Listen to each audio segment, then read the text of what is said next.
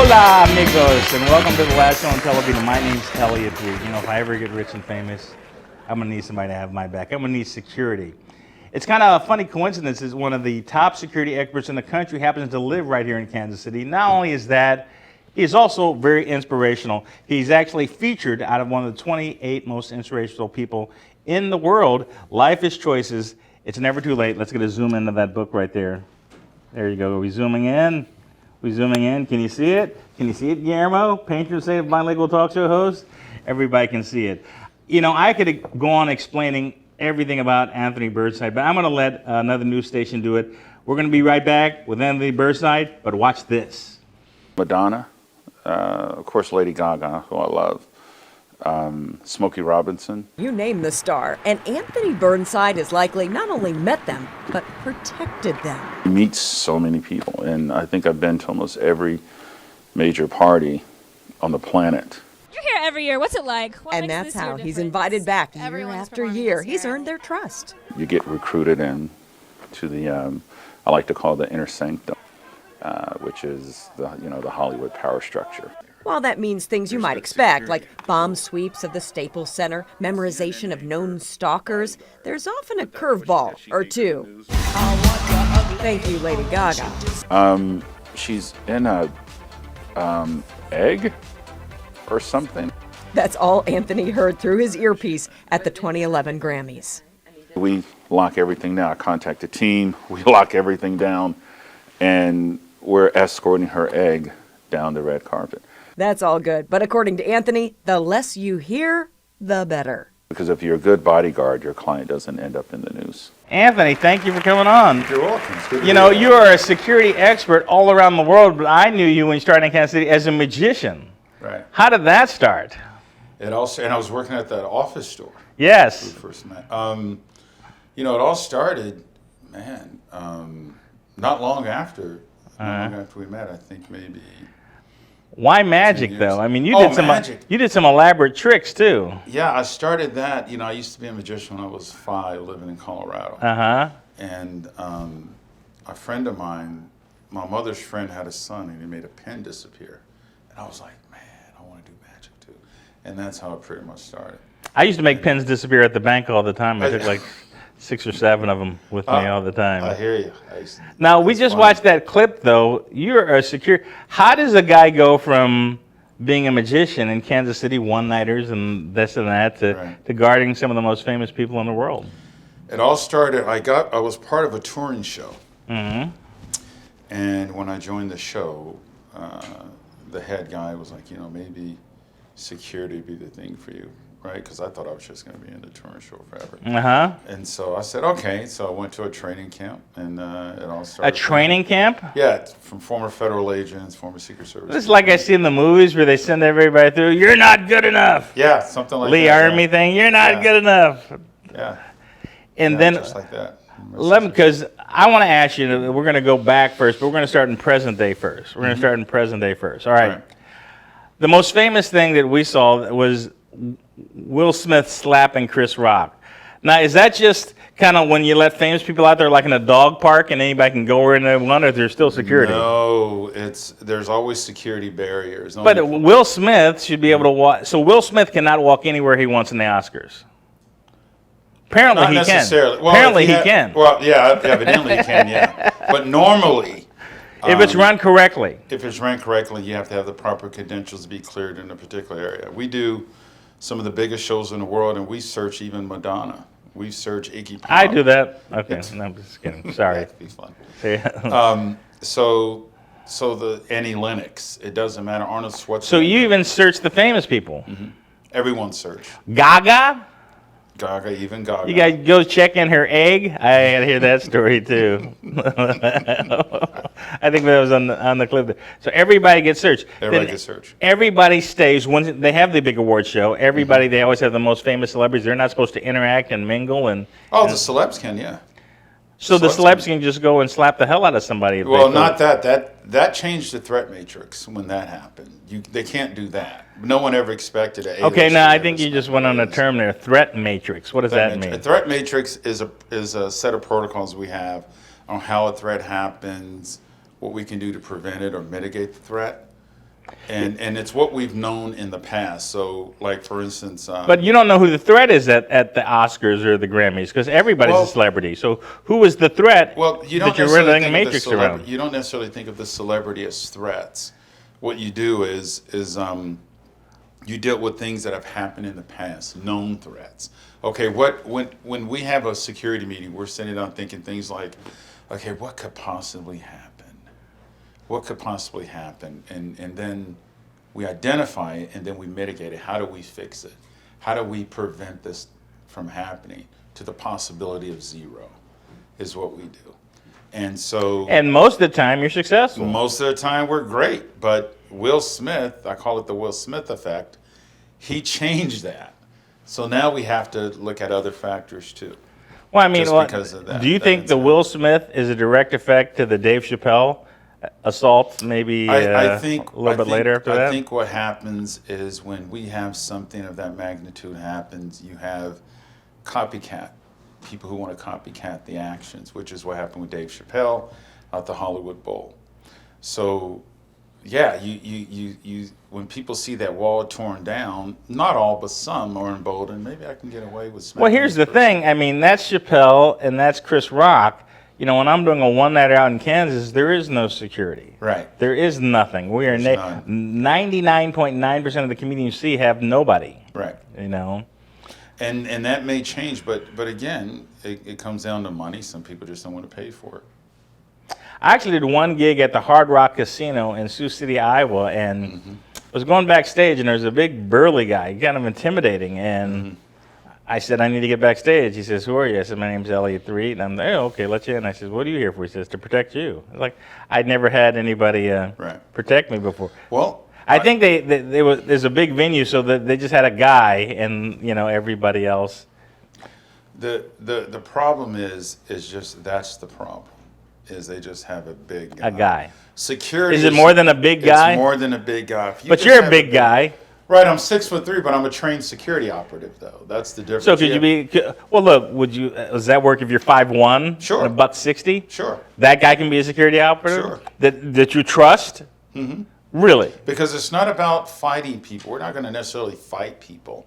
Our job is to move you off the kill zone, move you off the X. That's what our job is. If you look at the Secret Now there's Service, another term I've heard: move you off the X. That's Right. what the kill zone, right? That's the kill zone. That's where they. That's the kill zone. And this happens every time. Now, I see celebrities. I watch TMZ. I watch them all the time. I see these celebrities just out there like free-range chicken, going out everybody. Is that the case? Well, some are. Some don't have regular security that follows them. Some do. Most don't. That's the problem. But tell me about this thing. The nicest guy in the world, and I don't know if it affects his image. Tom Hanks, the nicest guy in the world. I assume Right. you've met him. Right. I've met him before. And he's leaving Stephen Colbert show Right. With his wife. with his wife. What's her name? Renee. No, not Renee Zellweger. no. It's Rita Wilson. Wilson. And I don't think the people who were charging Hanks knew who his wife was, right? She's kind of walking. Well, the problem is when you're in the celebrity verse, you get tunnel vision. And sometimes, like when most people don't know what Dave Chappelle's wife looks like. I do. Right? I've been there. So with Miss Wilson, people know they're with her. It's just that you're with Tom Hanks. There's a reality distortion field when you're around big celebs of that magnitude. You know, that's She weird. goes through People the just slide. see them; they don't see anything else, They don't right? see anything else, right? And I think that's what it was. And I looked at. What about security, though? That security messed up there. Well, I would say we have a term we use in the business called being wide asleep.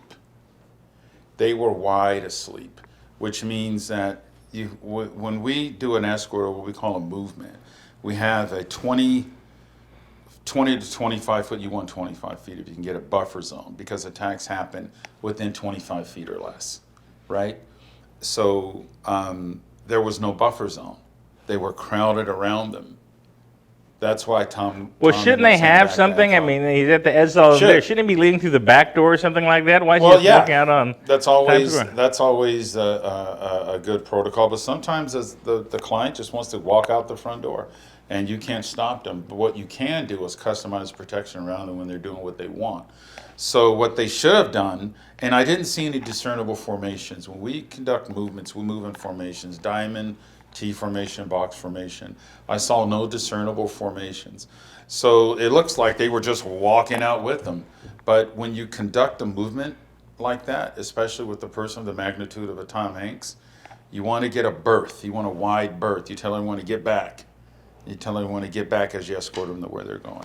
Now, it's funny because when I watch people leave Kimmel, it's kind of a guarded thing, and I see them wave at people. You know, the guys wave at the gate, and everybody's on the other side. But in Right. New York, they're just Barrier. out. Now, what was the situation that one Justin Bieber the other day? Unfortunately, he was. They were in a movement. He was going to his car or the limo, and the door was locked. What? And yeah, so the key is when people hire. The door should be open The before door you should be open, right? When people hire security, not all security is created equal.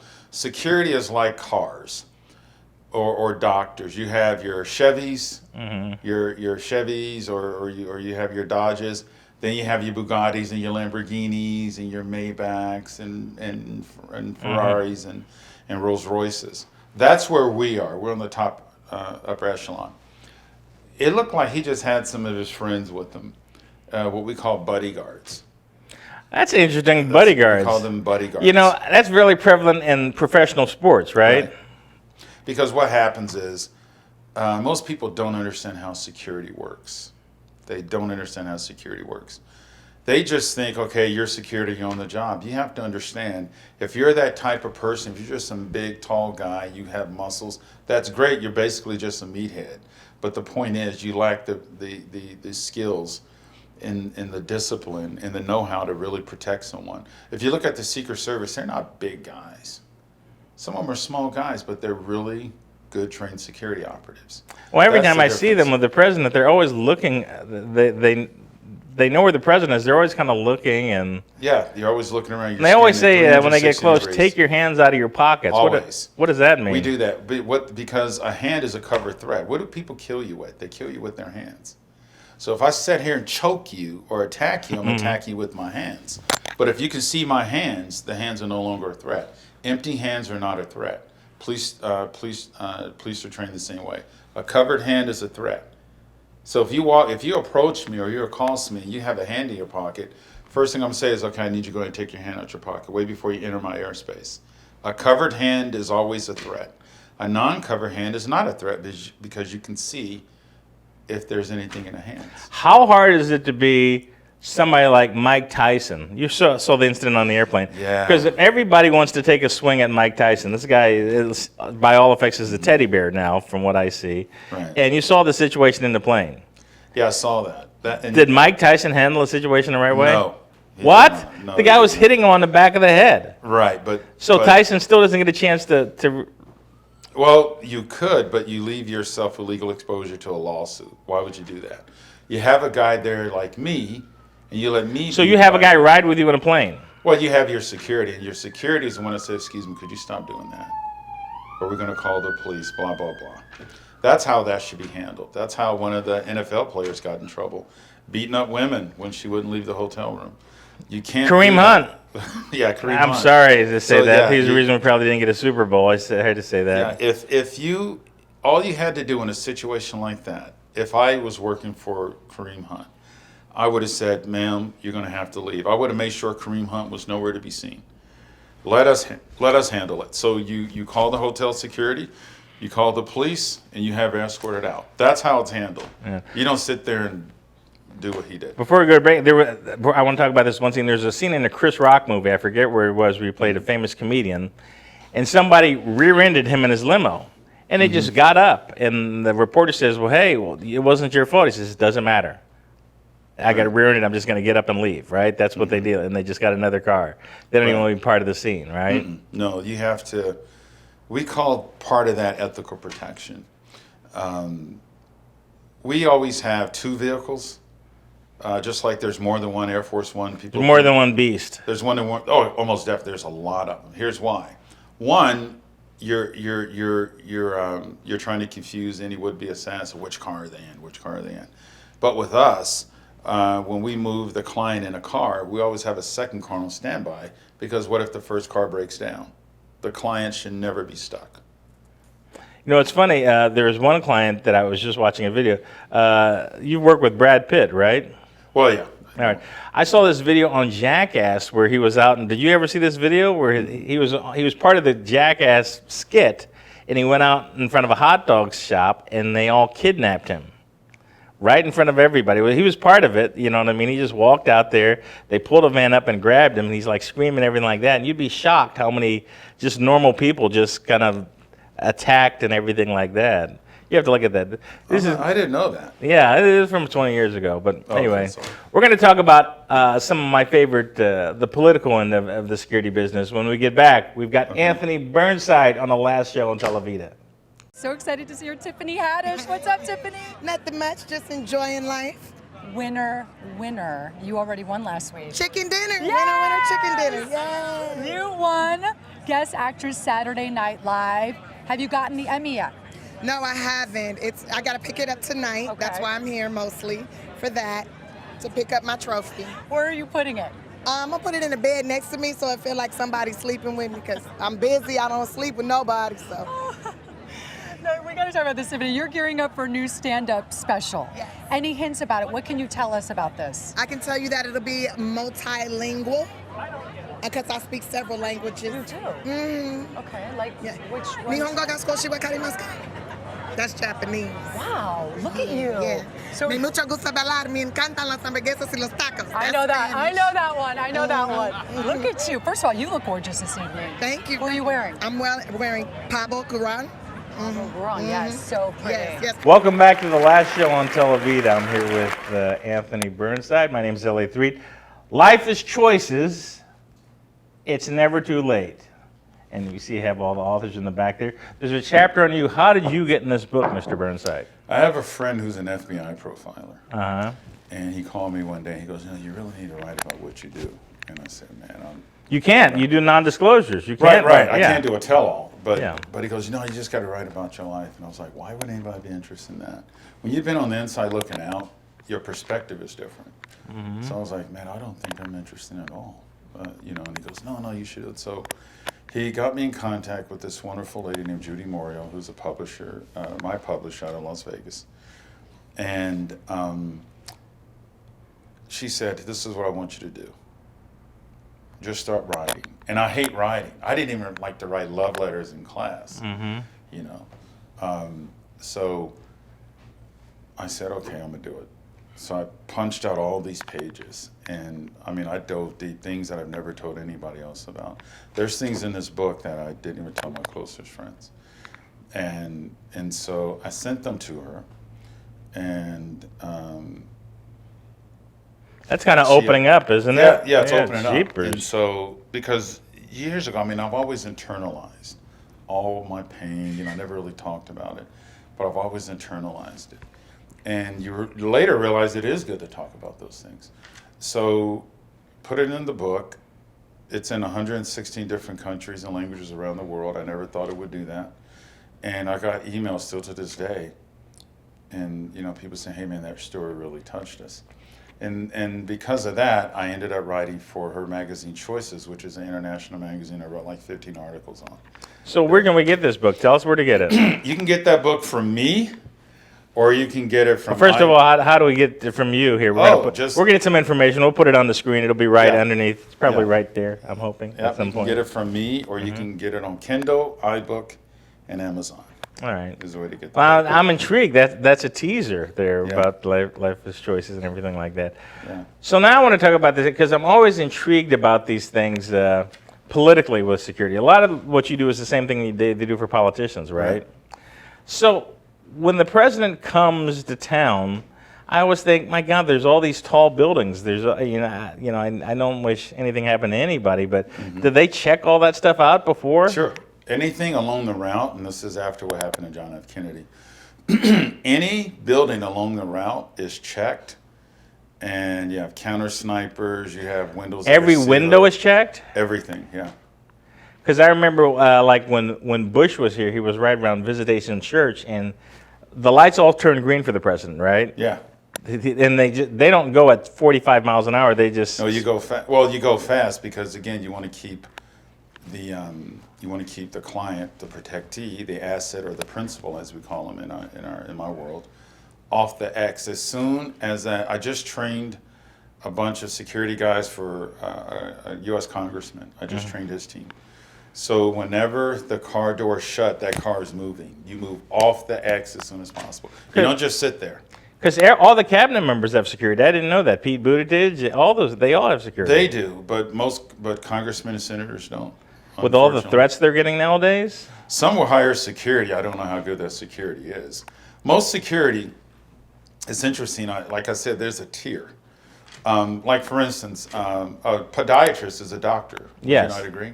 Yeah. Well, so is a brain surgeon. Now, Yeah. would you not agree that there are two different types of Of course doctors? there is. Yeah, of course One's there a little better, not Yeah. necessarily better. One's taking different. more training. Exactly. So with security, is the same way. Now I'm gonna get hate mail from podiatrists now. Well, Ingrown toenail, brain well, surgery, you know, same thing. We know they say not all doctors made A's. Yeah, that's true. You got some C&D doctors out there, and the same with security. So you want a specialist. Just being a cop or an off-duty cop is not good enough. You need someone trained in executive protection. It's amazing that security is the final say. Well, right. Well, I mean, I say this because now there's a lot of political things. They said that Trump wanted to go up to the Capitol. He's the president of the United States, and security said, not happening. No. You have the right, the security or the Secret Service in this particular situation, they have the ability to deny requests. Here's why. You have all of these very crazy things that are going on at the Capitol. There's weapons, it's chaos. The Secret Service cannot bring a protectee into that environment because you don't know what can happen. What if someone shoots the president? They can't guarantee safety. So of course you say, hey, no, it's not going to happen. Well, now they did the right thing. That's like a puzzle piece being put together. Now I know why Mike Pence didn't want to get in the limo, because if he was in Secret Service protection, they didn't have to take him back to the Capitol. Right, they would have taken him out of there, and they should have. But again, sometimes the protectee gets the final say. And I understand with Vice President Pence, it was more of an optics. But the Secret Service, if they could, and I'm the same way, if they can take the president, put him in a glass box, take him out so you can see him, then hide him back in, they would do that. But they can't, so they have to be able to customize and mitigate the protection. So when the president's out riding his bike in Rehoboth Beach, he rode right up to the people. Well, yeah, but there's Right Secret up to the Service people. around. You have ERT teams, you have the Secret. There was people around him.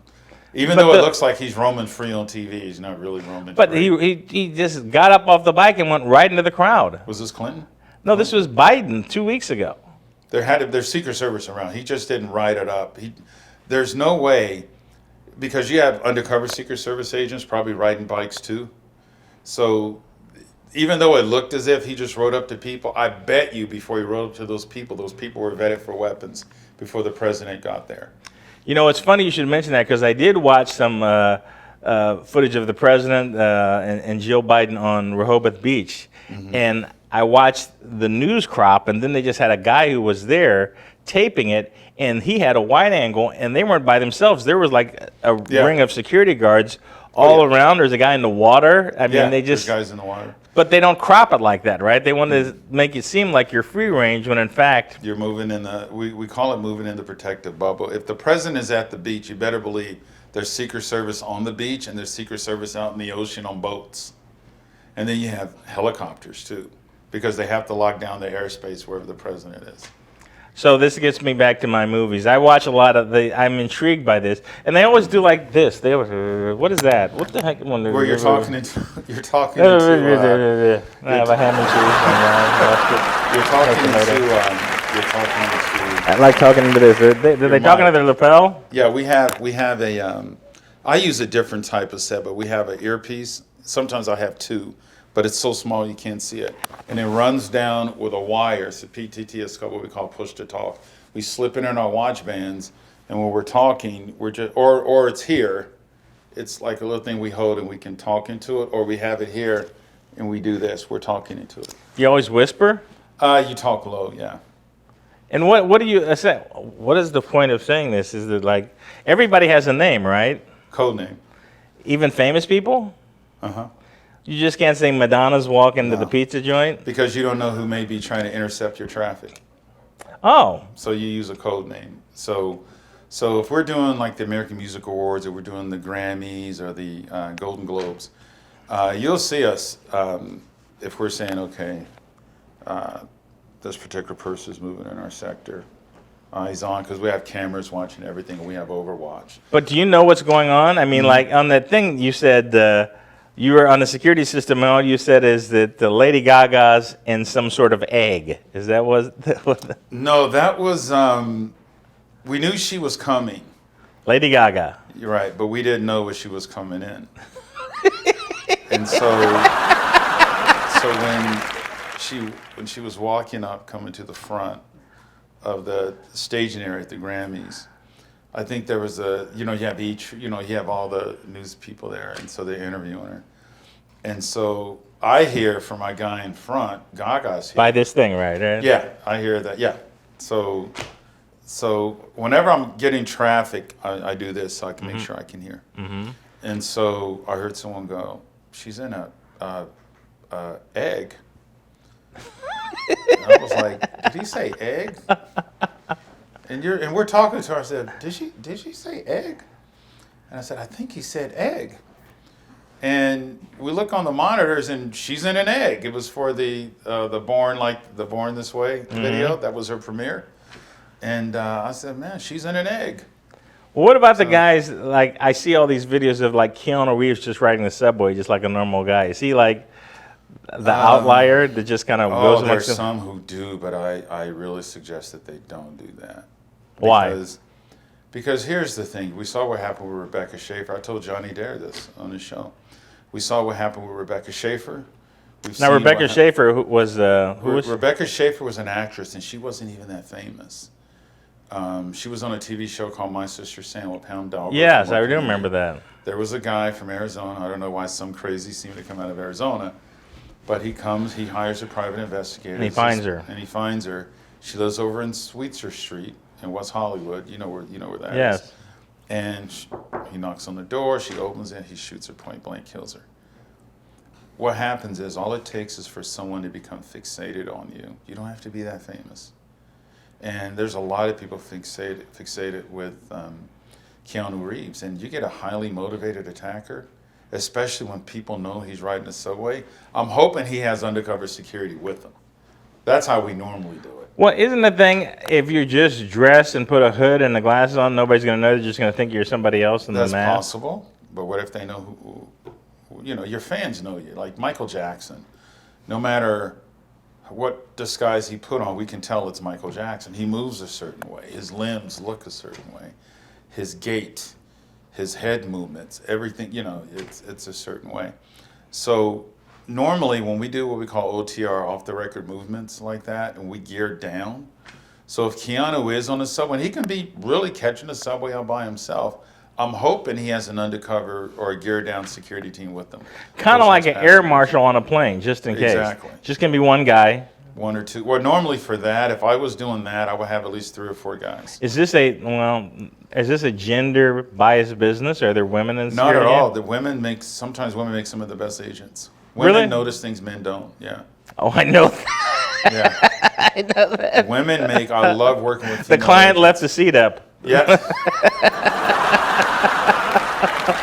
There's this lady I work with in Las Vegas. And she's a woman security, female. She's a highly trained, she's a badass. Mm-hmm. She does real estate too on the side. But when I'm in Vegas, I work with her. She's incredible. Women make some of the best agents on the planet. Well, they see things, but how do they address a threat from a man? Well, they will address the threat the same way we do. You move the client off the X. You have a response team that sometimes handles the threat or neutralizes the threat while we help the client move off the X. Oh my gosh. Yeah. So I could talk to you about this hour. I want to ask you about one of my favorite actors, and you've had several pictures. And when I listened to the Johnny Dare interview, you mentioned this, Billy Bob Thornton. yes. He is just a great guy. I loved him in Fargo. I loved him in every movie. He's himself in every movie. But he's got security, right? Depends. Just depends. But the only reason I say this is kind of weird because Billy Bob Thornton, for you folks that don't know, was famous from a movie called Sling Blade. Sling Blade. And people ask him to autograph Sling blades. Right. So sling blades, yeah, he did it for So charity event recently. basically, he gives them a weapon. Well, they usually bring it with them. They bring their own sling blade. They bring their own And you sling let blade. them in the bubble with the sling blade. Well, yeah, but they're little small ones. Oh, okay. They're Well, little that's small much ones. better. I think they're plastic. They're Okay. not gonna hurt anybody. And they Yeah, just so, do that. So all the and I know that Joel Nichols interviewed Billy Bob Thornton, but is he as nice a guy as we say he is? He seems very Super down there. nice. Super nice. One of the nicest people you ever want to meet. Is it really? The nicest people you ever want to meet. He's from Arkansas. Hot Springs. And my God, not that far from Brad Pitt, who also is a really nice guy, right? Is it just that Yeah. the Missouri folks are nice? Well, you know, everyone in the Midwest is super nice people. It's just in the Bible that way. It's in the Constitution that way. We're just it nice people seems in the like Midwest. that. It, Yeah. it seems like that. It seems like that. All right. You want to hear something interesting? Of course I do. One of my very first clients, who I talk about in the book, Mr. This Life book? Choices, it's never too late. Mr. Steve Allen. Steve Allen, the original host of The original Tonight host. Show? He created this talk show format, the desk Yes, he did. and the chairs. The one He that we are created using that. right The one now. that we're Thank using you, right now. Steve He Allen. created the whole Yeah. format. Yeah, he created this whole thing. All right. Great guy. And the story about him, because I don't, and he had security even way back then? It started, you know, it's funny with Mr. Allen. It started out with a guy who was one of my mentors, a guy named Paul Kurtz, who's no longer with us. He was this prolific intellectual philosopher.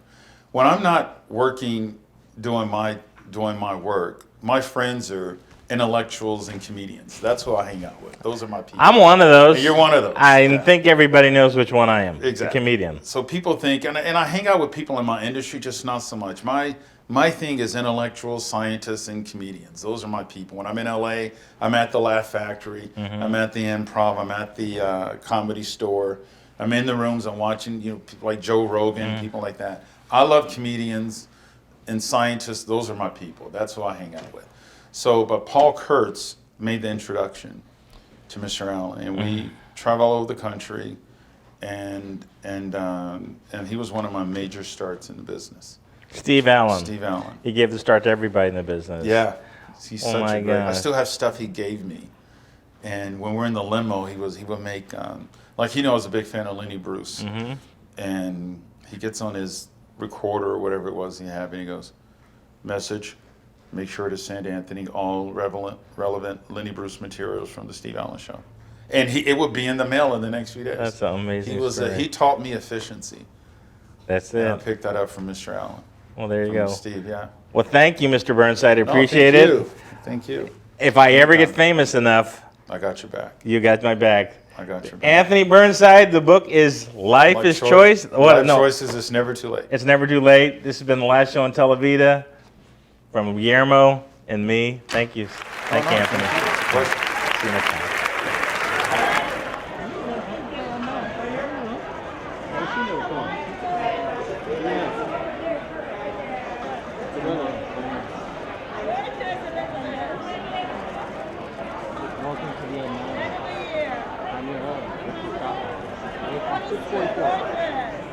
And what's straight ahead here, please? And what's wrong, Mama, here?